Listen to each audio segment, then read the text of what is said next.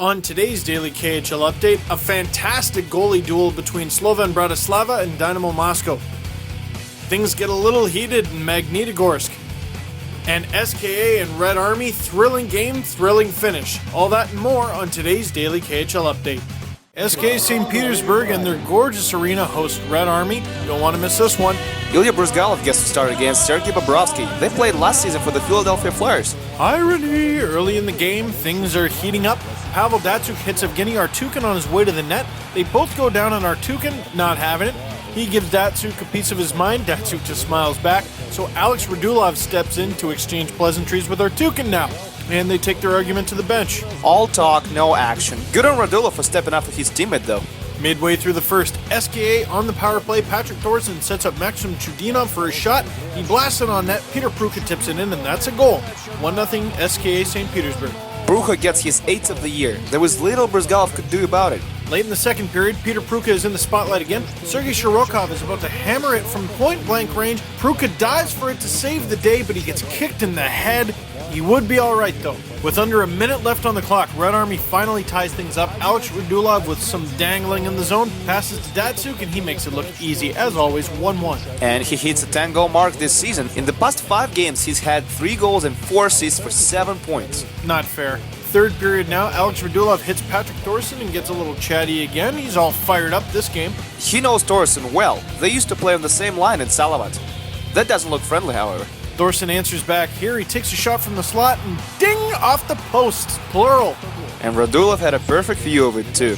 Overtime, Vladimir Tarasenko and Andrei Sergeyev battle hard for the puck in Red Army's crease and so close. Sergeyev and Tarasenko both won Team Russia at the 2011 World Juniors. Dying seconds of overtime, Datsyuk with an open ice pass to Radulov. He feeds Yakov Rilov, no dice. SKA gets the puck back, Radulov tracks back, whacks away at it on the blue line, gets the puck to Mikhail Grabowski. He moves in, aims, shoots, scores, wins it for Red Army, 2-1.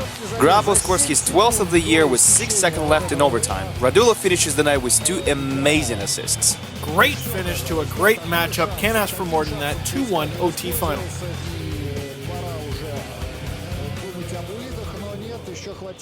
Dynamo Moscow hosts Slovan Bratislava today in Balashika. That's right, Dynamo played this game in a Moscow suburb and Alexander Maltsev was invited to the ceremonial puck drop. Legendary Dynamo forward, member of Team USSR at the 1972 Summit Series. Good to see him side by side with Alex Ovechkin. First period, Denis Kokarev hits Jan Tabachek. He goes down. What happened? Tabachek left the ice only with the help of his teammates and did not return to the game. Kokarev got 5 minutes for charging and a game misconduct. Rough stuff. Slovan on the power play. They give Dynamo a hard time, but Alex Eryamenko makes save after save. He can't help Dynamo here though as Milan Bartovic capitalizes on the rebound. 1-0 Slovan. Bartovic is one of the key players for Slovan, but this is just his 3rd of the season. That's one weird stat. Still in the first. Now Dynamo is on the power play. Leo Komarov has the puck, goes down, still manages to get it to Ilya Gorokhov. One touch pass to Ovechkin, and he scores. Of course he does. 1-1. Where the heck did he find a spot to shoot at? Yaroslav Yanos left him no room. But he did, Andre. Ovi gets his 17th of the season. Late in the first, Mikhail Miklik wide open 6x4, but Alex Eryamenko makes a fantastic save. Last year he was the MVP of the KHL playoffs. He knows how to stop those pucks. Third period now, Konstantin Volkov sets up Kirill Knyazhov up front. He goes for the backhander but gets robbed by Yaroslav Janos. Seriously, how many out-of-this-world saves are we going to see in this one? Janos made 33 saves in this game, brought Slovan to the shootout on his shoulders, and now he has to work a little more. Slovan goes up 1-0 as Mario Bliznak roofs it on the backhand. Dynamo ties it up with a wrister from Richard Gunge. Jan Lipyansky goes 5-hole on Eryamenko and scores, but Marek Vapo even things up again. It all boils down to sudden death. Richard Gunge goes in for Dynamo, scores. Now Lipyansky has to score or it's over. Stopped. Dynamo wins it in the shootout. Slovan can't beat the reigning champions but get away with a valuable point. 2-1 shootout final. Clash of the Titans here as Avantgarde hosts Lokomotiv in Omsk. As you can see, it's pretty festive in Russia these days. Home team strikes early. Ansi Salmela hammers one from the blue line and scores. 1-0 Avantgarde. That's his 1st of the season too. He scored 6 last year. What's with the jerseys? New Year's merchandise, limited edition only. Huh, neat. Avantgarde peppers Semyon Varlamov throughout the game. Loco had just 3 shots in the opening frame, but they get a goal here. Mikhail Pashnin with a finish on the breakaway. Pashnin also scores his first of the year. He jumped on the ice after serving a minor penalty, which created a 2-0 rush. Late in the second, Pashnin gets 2 for diving, and Anton Kiryanov scores right off the face-off, 2-1 Avantgarde. And that's his fourth of the season. Props to Alex Pirozhogin for creating confusion up front. Early in the third now, Maxim Trunyov has the puck on the wing, shoots and beats Kari Ramo, 2-2. They originally gave the goal to Artem Anisimov, who screened Ramo, but then gave it back to Trunyov. That's his fifth of the year. Just over 2 minutes left in regulation, Thomas Zaborski streaks into local zone, shoots, Varlamov saves, but Pirozhogin is first on the rebound and he scores! 3-2 Avantgarde. What a beautiful rush by Avantgarde. Their entire top line had points on this one. Pirozhogin scores his second of the night and 14th of the season, 2 big goals late in the game. Strictly speaking, he just did his job, delivered exactly when his team needed it the most. He's a leader after all. Dying seconds of the period, Anisimov is in the box, Locos still pull their goalie, but they turn the puck way too fast and close to their net, and Pirozhogin hits the open cage, 4-2. Avantgarde wins a big one at home, 4-2 final. Metalurg Magnitogorsk hosts Sibir. And the guests get on the board first. Alex Nikulin passes to Viktor Drugov, and he beats Ariahanen, 1-0 Sibir. Drugov scores his fourth of the year. Nice setup by Nikulin. 3 minutes later, Sibir makes a huge mistake by getting a penalty in a hockey game against Magnitka. Look what happens when you do that. Gross, 1-1. Gonchar to Malkin, Malkin to Mazakin, and in. We've seen this play so many times, I think we've run out of things to say. No wonder, top power play unit in the KHL. Just a tad bit later, some pushing and shoving in Magnitka's zone. Artur Kulda and Sergei Benatsev drop the gloves, but the fight doesn't last too long as Kulda goes down.